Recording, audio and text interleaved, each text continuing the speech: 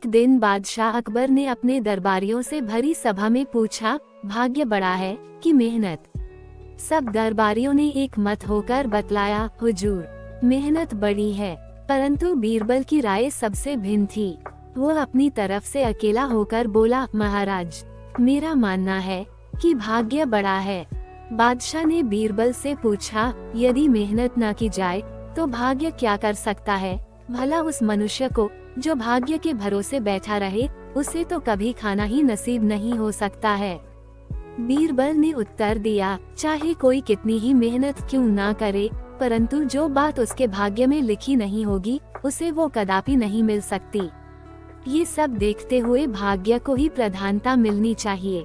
एक दरबारी को बीरबल की ये दलील बहुत खटकी और वह बादशाह से निवेदन कर बोला, जहां पनाह, जब बीरबल को भाग्य की प्रधानता मालूम है तो इसका कोई सबूत भी होगा।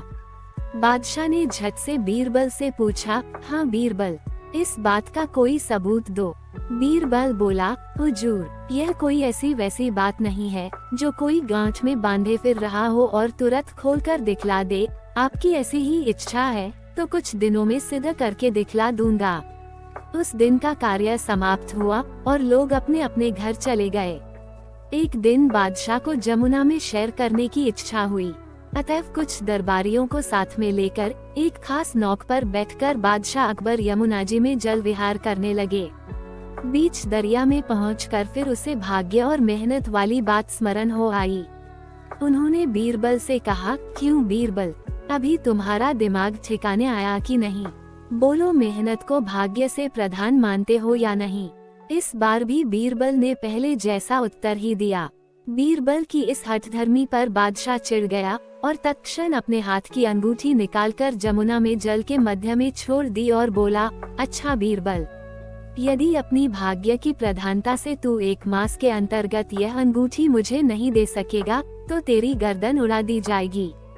बादशाह के उस आकस्मिक कोप से सब लोग थर्रा गए।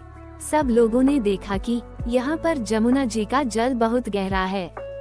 यहाँ से अंगूठी का मिलना असंभव ही नहीं बल्कि नितांत असंभव है।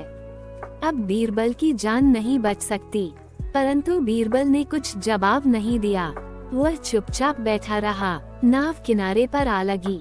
घर लौटते समय बादशाह ने उस जगह अपने सिपाहियों की पहरा चौकी बांध दी ताकि बीरबल किसी प्रकार से उस अंगूठी को जल से बाहर न निकाल सके।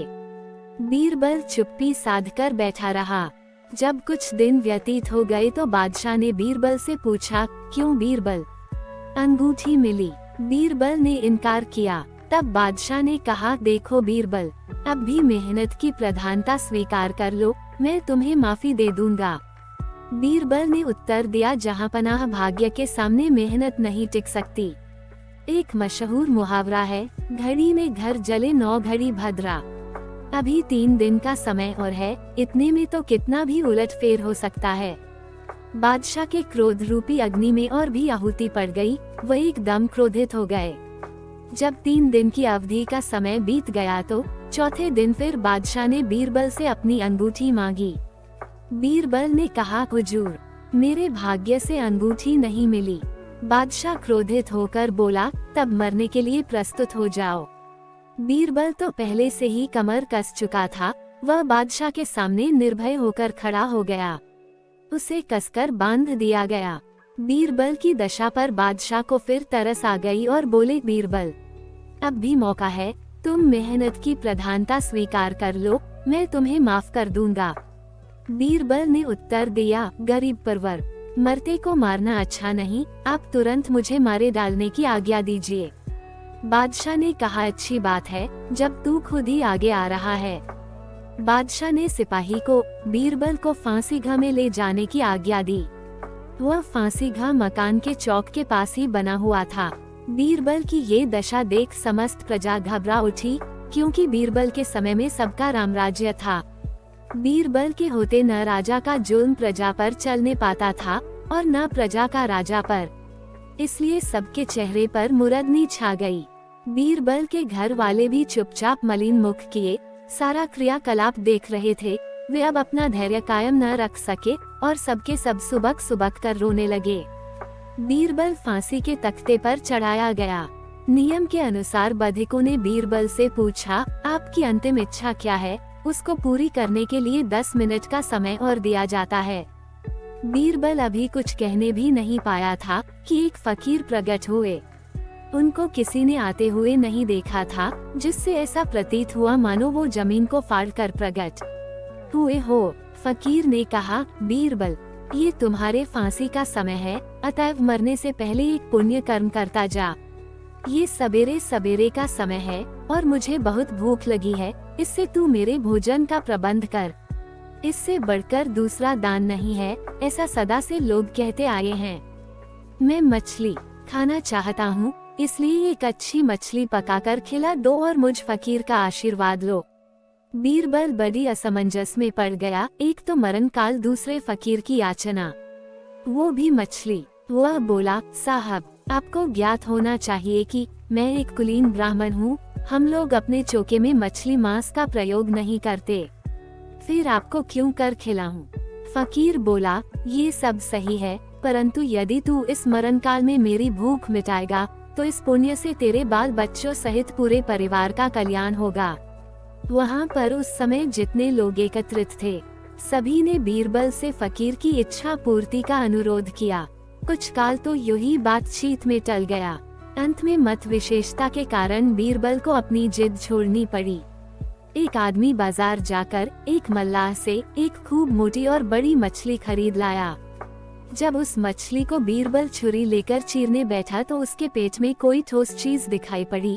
उसका संपूर्ण पेट काटते ही बादशाह की वह जल में फेंकी हुई अंगूठी बाहर निकल आई। बादशाह अपनी खिड़की से गर्दन निकालकर बीरबल की फांसी का दृश्य देख रहा था। उसने देखा कि बीरबल एक मछली फाड़ रहा है, परंतु उसके और उस फकीर के अंतर्गत क्या क्या बातें हुई, इसका उसे कुछ भी ज्ञान न था। बीरबल उस अंगूठी को हाथ में लेकर खड़ा हो गया और फकीर को देखने लगा, लेकिन वो फकीर उसके खड़ा होने से पहले ही अंतर्ध्यान हो गए थे। बीरबल ने एकत्रित मंडलों से कहा, आप लोगों की अनुमति प्राप्त कर, मैं एक बार पुनः बादशाह से मिलना चाहता हूँ। कृपा कर मुझे फिर से बादशाह के पास ले चलें। उन लोगों ने मछली का पेट फाड़ते समय कुछ निकलते हुए अवश्य देखा था, पर क्या निकला सो कोई नहीं जानता था। वे बड़ी प्रसन्नता से कर्मचारियों के सहारे बीरबल को बादशाह के पास ले गए। बीरबल को अपने समीप आते हुए देखकर बादशाह ने अनुमान किया, हो न हो बीरबल डरकर अब मेहनत की प्रधानता स्वीकार करने के लिए मेरे पास आ रहा हो, परंतु अब मैं अपनी आज्ञा पूरी नहीं करूँगा। इसलिए इसके पहले ही मैंने उसे कई बार मौका दिया था, परंतु उस समय उसने मेरी बातों पर कुछ भी ध्यान नहीं दिया। बीरबल ने पास पहुंचकर बादशाह को सलाम किया। तब बादशाह ने कहा, बीरबल, अब तुम्हारा प्रयास करना व्यर्थ है। इस समय चाहे तुम मेहनत की प्रधानता मान भी लो, परंतु मैं अपनी आज्ञा रद्द नहीं करूँगा। बीरबल ने कहा, हुजूर, जरा पहले मेरी बातें सुन ले, मैं मेहनत की प्रधानता मानने नहीं आया हूँ। बादशाह ने कहा, अच्छा फिर कहो, क्या करने आए हो? तब बीरबल बोला, आपकी अंगूठी देने आया हूँ, इसे पहन लीजिए।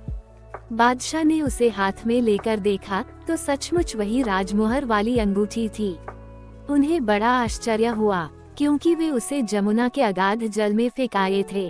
कई बार खूब उलट पलट कर देखा और जब उसके निस्वत कुछ संदेह न रहा तो बोले, बीरबल, ये अंगूठी कैसे प्राप्त हुई? बीरबल ने जवाब दिया, गरीब परवर, मेरा भाग्य घसीट लाया है। तब उसके मिलने का सब किस्सा बीरबल ने बादशाह को सुनाया। बादशाह बीरबल से बहुत प्रसन्न हुए और 10,000 मुहरें, एक सुंदर वस्त्र तथा कई वाहन पुरस्कार में दिए। उसके घर वालों को भी सुंदर सुंदर वस्त्र दिए गए। उपस्थित जनता के सहित बादशाह ने प्रसन्नता से भाग्य की प्रधानता स्वीकार कर ली।